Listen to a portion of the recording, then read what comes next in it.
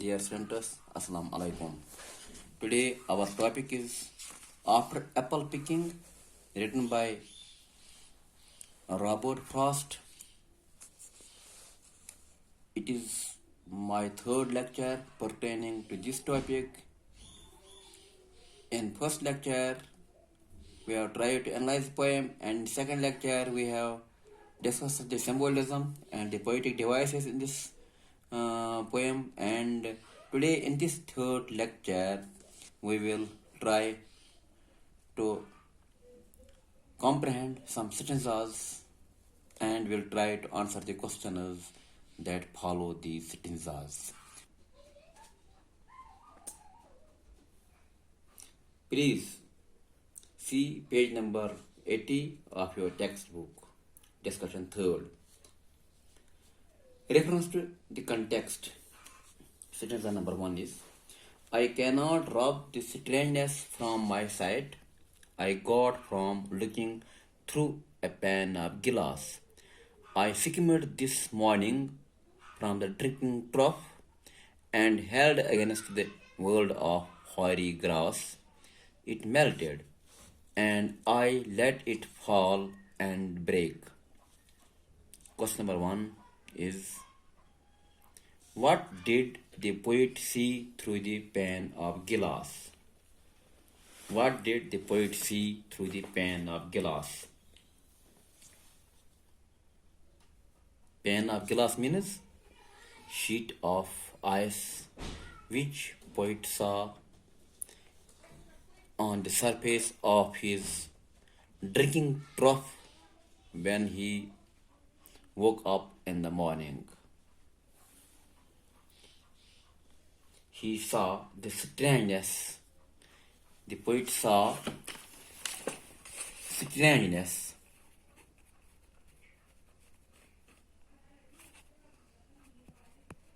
Strangeness surrounding the ordinary things. Ordinary things and making them appear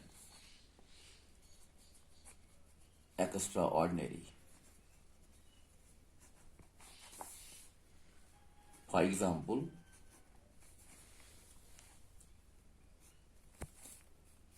in this poem, Apollos looked to be magnificent and enlarged as he drowsed away.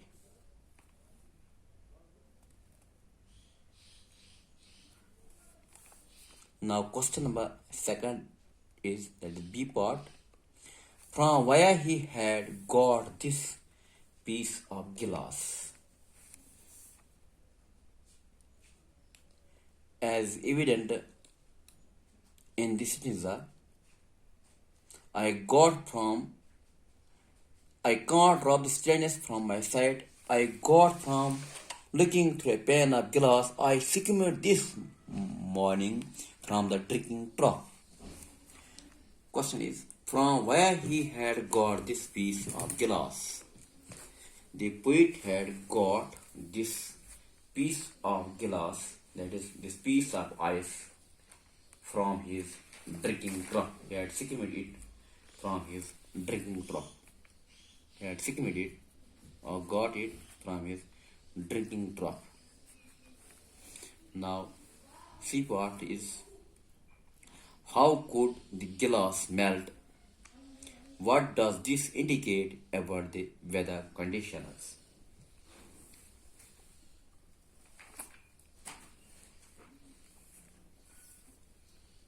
How could the glass melt? Here, this glass means sheet of ice. What does this indicate about the weather conditions?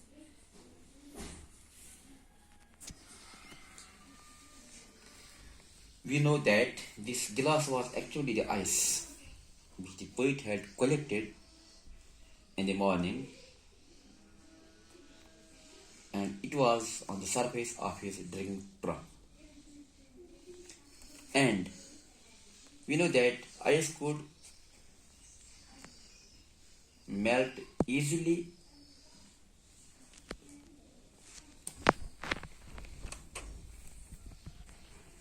From where could the glass melt? It was not actually it was not glass, it was ice, and it would melt easily. What does this indicate about the weather conditions?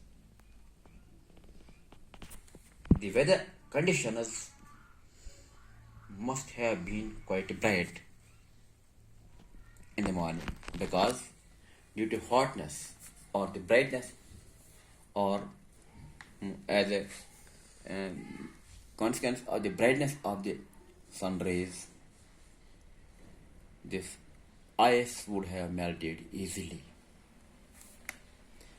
Part D. Does this have a deeper significance for the poet? This melting of ice,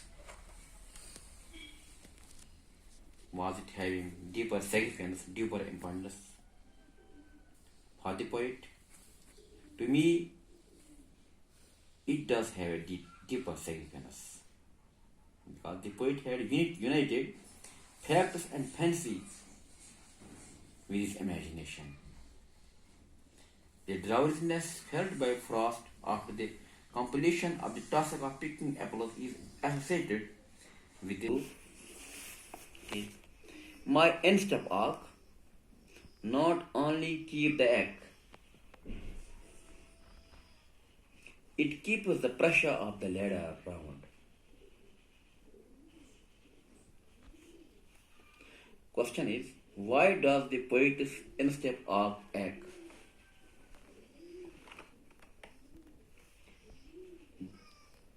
The onion in the second line, it keeps the pressure. My end-step arc not only keep the egg, it keeps the pressure of the ladder round. The poet's end-step arc acts because the pressure of his weight as stands for so many hours on the rungs of the ladder during the task of his apple picking.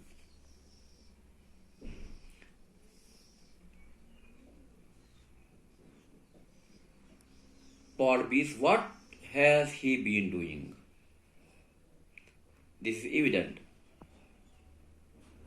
from the title of the poem and also from stanza that the poet was picking the apples.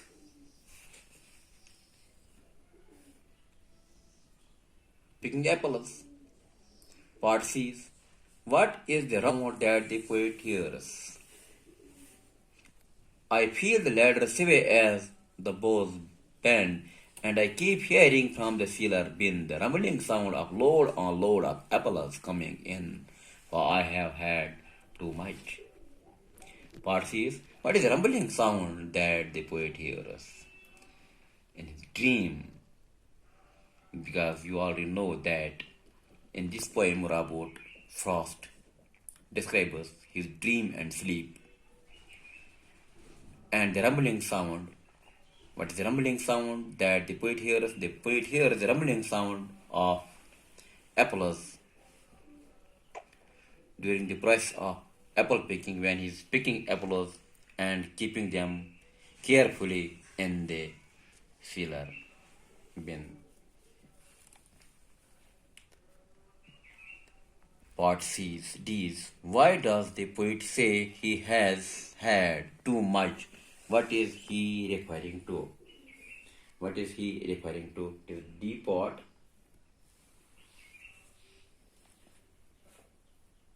Much means plenty of. Why does the poet say he has had too much? Here it refers, too much refers to the harvest of apples. Here, what is he referring? Here, poet is referring that he has got a very good harvest of apples. apples on his trees are beyond his expectations. He had picked plenty of them, so he says that he has had too much. Here he is referring to the very rich crop of apples. Now, E part is, why does the ladder sway? Why does the ladder sway? You know that swaying of ladder in this poem is also a symbol, and swaying of a ladder signifies risks and difficulties in the task of apple picking. What does it symbolize for the poet? The ladder sways. Why? Question: the ladder sways as the apple picker picks apples while standing on the ladder. It sways when he bends the boughs, especially those a little higher, and forcing him to lift his body a bit. For him, the swaying of the ladder symbolizes the great effort he makes to pick apples. So, swaying of the ladder, for the there is F part. F part is, we have to explain the phrase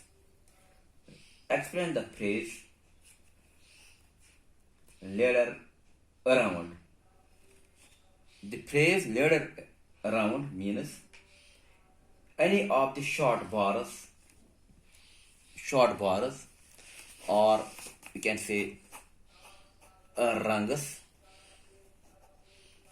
that form the setups of the ladder. Now there is sentence number 3. There were 10,000 fruits to touch, cherished in hand, lifted down, and not let fall, for all that struck the earth, no matter if not bruised or spiked with suitable, went to surely to the cedar apple heap as of no worth. Why is the poet careful to see that his apples don't fall to the ground?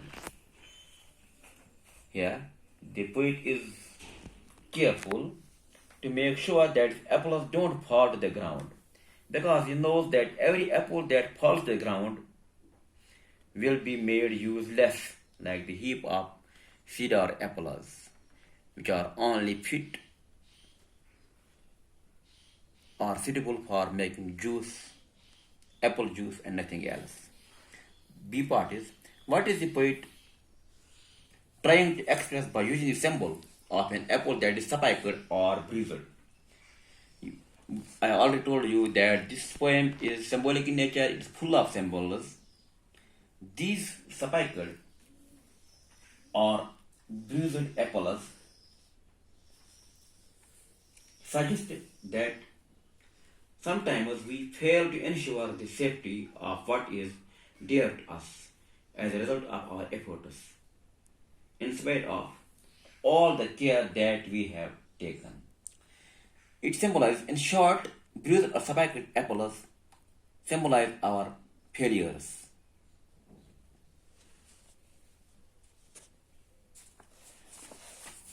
Now, E part is, what does he really mean by using the imagery of apples being cherished?